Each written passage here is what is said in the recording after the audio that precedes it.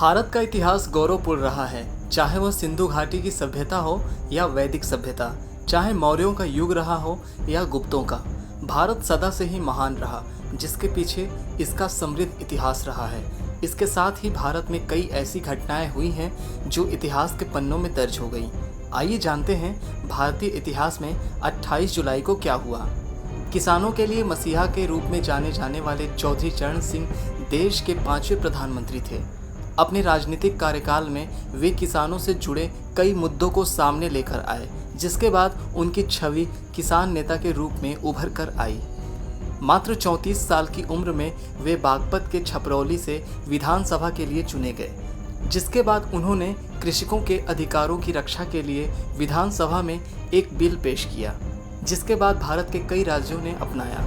दरअसल ये बिल किसानों के व्यापार से संबंधित था। चौधरी चरण सिंह का जन्म 23 दिसंबर सन 1902 को बाबूगढ़ छावनी के निकट नूरपुर गांव में हुआ था। उनके पिता का नाम चौधरी मीर सिंह था। सन 1928 में उन्होंने आगरा विश्वविद्यालय से लॉ की पढ़ाई की और गाजियाबाद में कुछ समय के लिए वकालत भी की। सन 1929 में कांग्रेस द्वारा लाहौर अधिवेशन पूर्ण स्वराज की मांग के दौरान चौधरी चरण सिंह काफी प्रभावित हुए थे, जिसके बाद उन्होंने गाजियाबाद में कांग्रेस कमेटी का गठन किया। चौधरी चरण सिंह महात्मा गांधी के विचारों से काफी प्रभावित थे। इसके बाद सन 1951 में उन्हें उत्तर प्रदेश मंत्री का पद दिया गया, जिसमें उन्होंने न्याय और सूचना विभाग की जिम्मेदारी संभाली। उनका किसानों के प्रति स्नेह और लगाव देखते हुए सन 1960 में उन्हें कृषि मंत्रालय सौंपा गया।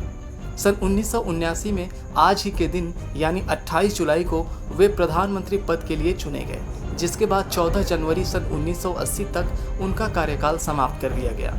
उन्होंने 84 साल की उम्र में 29 मई सन 1987 को अपने जीवन की आखिरी सांसें ली। वहीं ऑस्ट्रिया हंगरी द्वारा सर्बिया के खिलाफ जंग के ऐलान के बाद 28 जुलाई सन 1914 को प्रथम विश्व युद्ध की शुरुआत हुई थी। 28 जुलाई सन 1914 से लेकर 1919 तक चले इस प्रथम विश्व युद्ध को पूरे 106 साल हो चुके हैं। प्रथम विश्व युद्ध लगभग 52 महीने तक चला और उस समय के लोगों के लिए ये उनका नज़रिया बदल देने वाला अनुभव था।